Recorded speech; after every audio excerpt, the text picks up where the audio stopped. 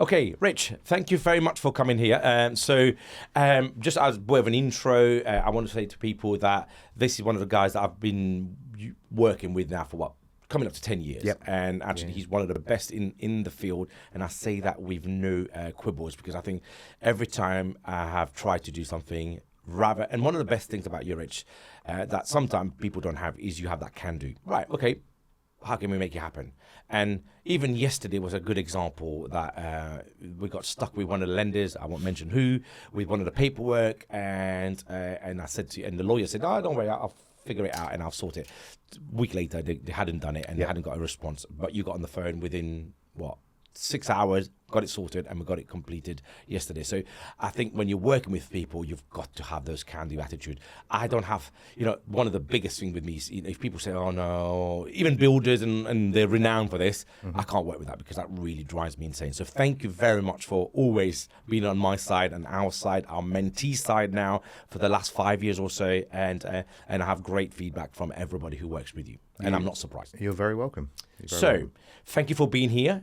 So today we're going to ask you a set of questions around title split, finance, bridging, anything in between. So we've got, it's not been pre-rehearsed, as you probably could tell in a minute when we start to answer the questions. Let's get to it in terms of the questions around title. So if we're talking about financials, return on investment, title splitting, all that kind of theme we're going to talk about in the next segment. So what are the most common challenges you face as a broker in the title splitting arena? Lack of research, I would say, is definitely one of the things. So if people just haven't put in the work and the time that they need to, speaking to someone like yourself, to really kind of get to grips with what it is they're looking to do, because we need to understand what the whole project looks like. It's not just that initial purchase, it's how that then goes through the refurbishment, how we're then going to exit, and what the long-term plan is as well. Because I want to work with people over their sort of blossoming portfolio rather than it just being a transactional relationship. I think that not checking things like services being split, that's a key one. And just why, from a broker's perspective, why is that important to you? It just makes the exit finance so much more difficult. I mean, as you know, the whole point of doing this is that we're able to split the title, disaggregate that property, and then refinance those individual units to be able to release the additional funds. Yes. If you haven't split those services, you're not going to be able to do that. Okay, that makes sense. So you're saying basically lack of research from people who they've probably heard me, they've read the book, or they've heard it on social media, title split. They go and find a block and buy a block and then come to you and say, hang on a minute, can we now refinance it? And you're like, there are lots of stuff missing. Exactly. It's like, and I don't want to sort of blow smoke up wherever. Please do. We're quite happy. We're quite happy to be. But people come to me where they've done exactly that. They've maybe just done a little bit of that research, and expect me to then do the bit that you would do with them beforehand. And that's not the role that I'm here to do. It's to arrange those finance solutions. But working with people who got that little bit extra knowledge about the process. And I think that's a fair point, because part of the course, as you know, we do the 1-to-1 or the 2-day courses or the 1-day course now. One of the segment is around how do you add value, but more importantly, what is it that there are 9 things that I talk about that those blocks needs to have. So out of the 9, for example, utility split is one big thing. Planning permission is the other one. The sizes. I mean, how many times have we had people come and say, "Oh, I bought this block, but now it's 27 square meters," and to try and get money out of that, it's just it's just impossible. So you're right. It's a part of the, I guess, prep before buying is you've got to know what you're buying and what the key criteria are. And I think over the last, I've been doing this now for 14 years. We've just got so much slicker at looking at it, almost, just like you, we look at it, we're like, that's a no, that's a yes. And I think that's one of the things that people sometimes think it's just like buying another house and getting a buy-to-let mortgage on it. Exactly. I mean, I'm the same as you. I will learn every day, every week, month, year that we do this, fine-tune that process. We have got it slick now. Yes. But there are always new challenges that come up, and there are always new lenders, new products, new things that we can look at that will just improve that process. So it's about having proactive conversations with the lenders, with the solicitors, with the valuers as well, to make sure that we've got that process ever improving to further benefit the common goal, which is to get as much out of these properties as we can. As much as my take is to take everything out, as that we put in. So that's we start from there. But recently, since Liz Truss has come in and messed up the whole market, we have had to kind of readjust and say maybe 75, 80, 90% of our capital coming out is a good result, rather than 100% before Liz Truss. So there is that element as well. Yeah, don't get me wrong. I mean, we'll want that unicorn. Yes. The deal where you can get 100% or more than 100% of your cash out. Yes. But like with anything, if it looks too good to be true, it probably is. Yeah. And you're going to have to do an awful lot to sort that property out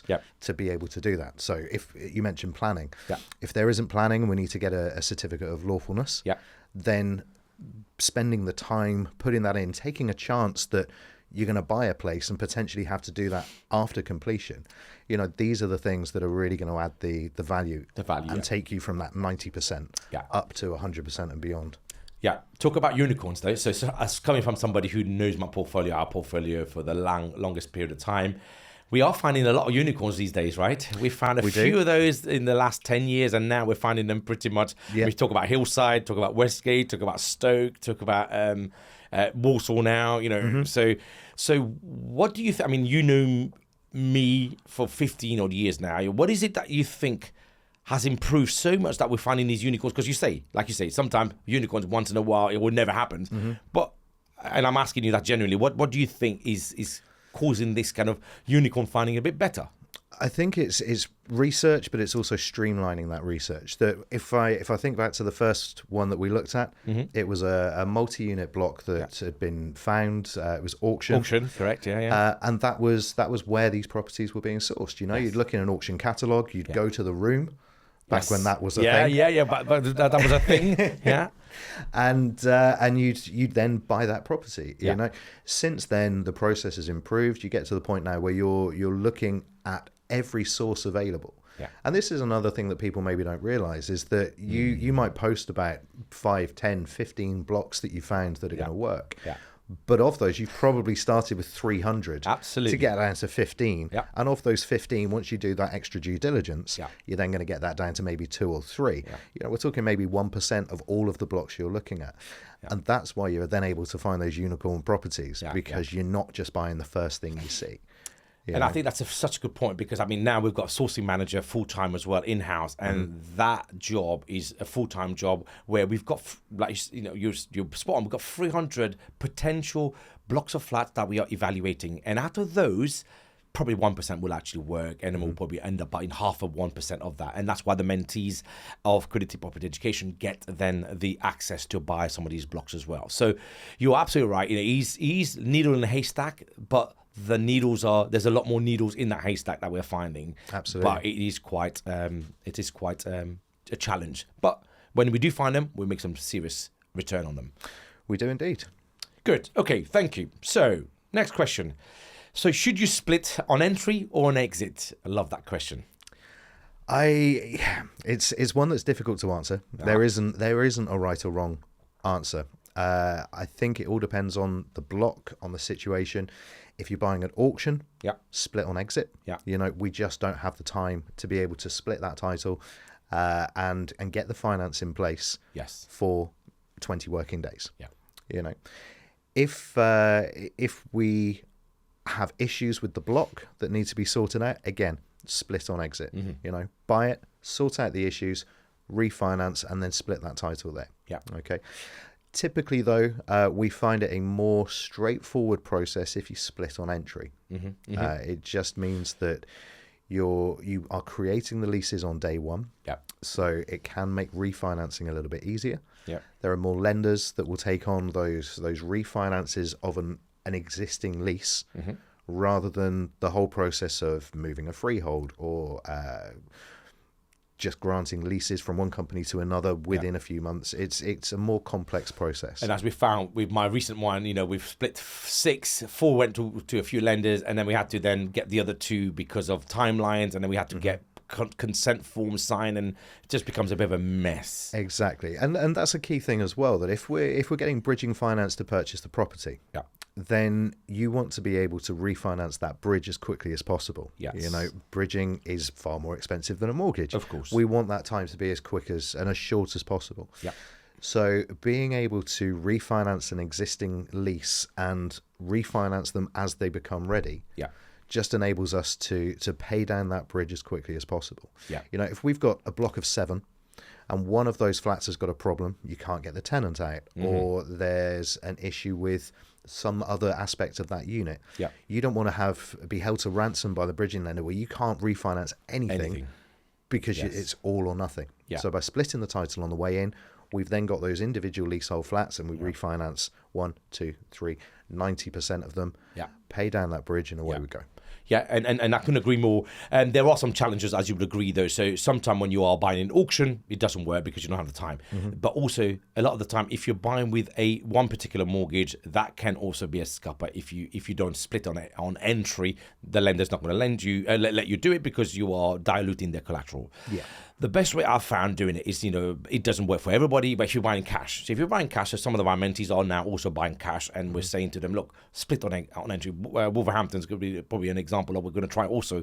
This is not an auction, so when the guy's purchasing it, I won't say who it is, we're going to split on entry and get those leases created. A bit more cost on entry, but then you are, as you say, if I think of the one that we just done for myself, Hillside and Westgate, we got, almost just under £2 million worth of lending, and we were paying down as we go along, as we were refinancing individual flats. And I think for me that works really well because we're not waiting for 12 months to pay down £2 million worth of money, whereas we can just start to do it incrementally. 100%.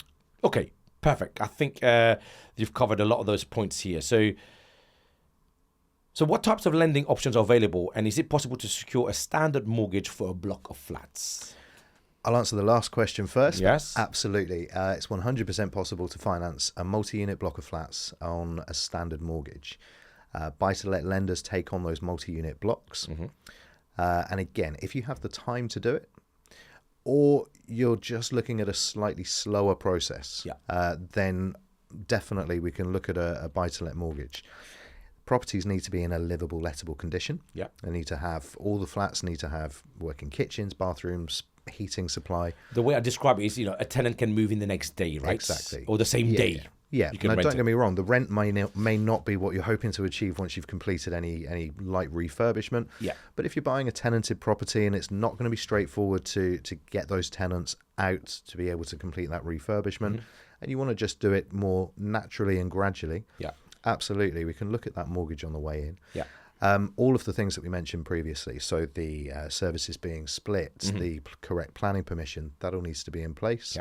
But most definitely available. Look at tracker products with no early repayment charges. The one thing that's an obstacle to that is that the rental cover needs to be sufficient to support the loan that you're looking for. And that's, of course, in current condition. Yes. Now, one of the things that we find is that people will buy properties that are very much under rented. Yes. And one of the keys Hands is up. that, that's why we buy it. Sometimes we get the discount on it. 100%. And then you sort that out over time. But if we looked at one of those blocks, for example, where we tried to take a mortgage on the way in, the rent isn't going to support the loan that we're looking for. Makes sense. Especially not on a short-term product. We don't want to be tying in for 5 years where you get that more favourable rental calculation. Yes. We want to tie in for as short a time as possible. So those are the sort of the challenges, if you like, to a buy-to-let mortgage. Bridging is the other way to do it. And there's a suite of products available that support what each person is looking for. So you could just be borrowing against the purchase price, and you maybe get 75 to 85% of the purchase price. All your interest is deducted up front, and then you repay that when you're ready to go and we refinance. If you're splitting the title on the way in, we can look at lenders that will lend against the current value of those leasehold flats. So this isn't the GDV. This isn't your end value once all the works are done. I've got a massive issue. There's a question about that in a minute. Let's go on. This is just split the title in current condition. That enhances the value. We can then borrow against that enhanced value. So there are ways that we can do it. If you do find those unicorn deals, but you don't have a lot of cash, or you're looking at 2, 3, 4 projects at any one time, and you want to minimize the deposit that's going in, then one of these sort of market value bridges rather than a purchase price bridge is definitely something we can do. Yes. And I think that's great. Thank you for that, because I think that makes a lot of sense. Because for me, I've come from a school of thought 10, 15 years ago. I didn't really do bridge. And I always now coach. When I'm coaching, I'll say, cash is, I used to say, was the cheapest way of getting in. Actually, I think now it's probably the expensive way of getting in because of the opportunity cost. So if I park £500,000 on one block for 6-7 months, actually, I'm not buying the other two. Absolutely. And I've now recognized, thank you, Rich, for getting me there 10 years later, that actually it is actually inefficient to buy cash all the time. There might be other reasons why you're buying cash, but really, you maximize the amount of money we have across 5 different projects rather than one. Makes a lot of sense. Absolutely. You did say there that you had an issue with the open market value bridge. So I was just going to ask you that. So let's go to that. So what is? On. So my question here, or actually, a lot of people come to me and say, there's potentially one provider or person on the market that says we can get you 100% lending on the exit values of basically your GDV of a block without doing anything to it on day one. How do you respond to that? I don't believe that's true. Okay. And you can get 100% of the purchase price. Yes. But you can typically not get more than purchase price. Now, don't get me wrong, your gross loan. Yes. So what the lender is giving you, what the lender is offering before they deduct their fees and interest, can be more than the purchase price. Okay. But to borrow against the GDV, not so much. It's current value split condition, and all of the lenders that we work with in that space, and I know the ones that you're talking about.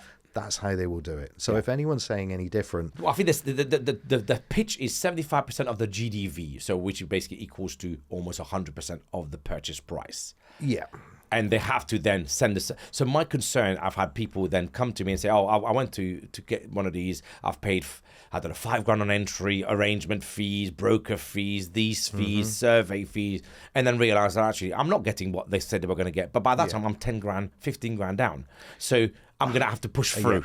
And I find that quite disingenuous when people are approached and told that they can get something. And that's why the question is here to warn people about certain products being touted in the market that I would say maybe 2 out of 100 will probably work, but 98 won't work, and they will get stuck. And because you've spent 10 grand, you're now having to stay in and follow the course. I think anyone who's saying that, yes, we can do everything that you possibly want, we can lend against 75% of the GDV, but then wants to charge fees on issuing, on when the offer gets issued, or they want to charge you huge application fees.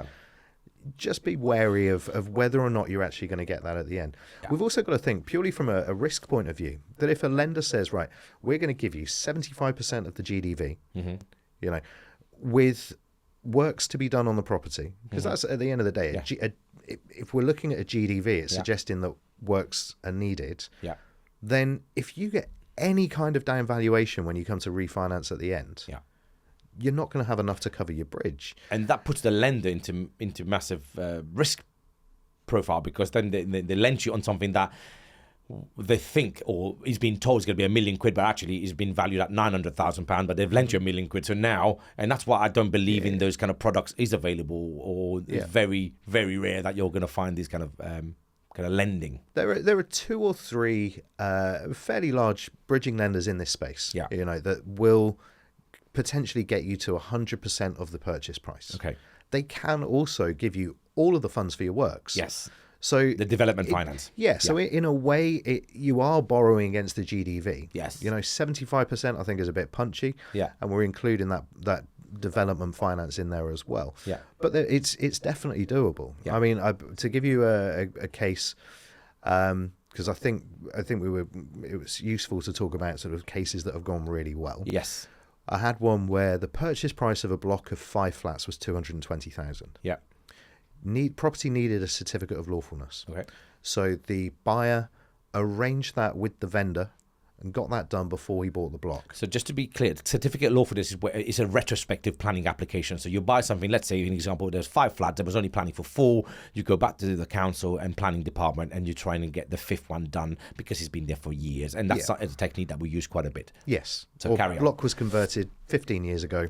There is no planning on record, but it's been used as 5 flats for 15 years. Yeah.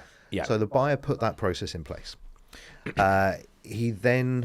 got it valued based on splitting the title and putting those 5 leases in place. Yeah. It was valued at 350,000. Yeah. So the lender was able to go based on that figure. They lent 75% of that gross, took off their fees and their interest, and then allowed an £80,000 refurbishment facility on top of that as well. Yes. Which meant the customer put in, I think it was about £4,500 deposit to buy a £220,000 block. Yes. And on exit, everything valued up, and he got more than his total spend back at the end of the project. You know, that's the sort of ticking all the boxes. Yes, absolutely. You know, but there was work that had to be put in to do that. To do that, yes. Yeah. But as I said, the lenders were there, and you got close to 70%, I think, of the GDV, as the total. Yeah, because you were borrowing the development value as well, so you tend to get extra money. Absolutely. So I think that's really good. Thanks for that, because I think that, you know, people just have to be aware that, you know, there are extra costs that they may be incurring, and they may not get what they are being told that they're going to get.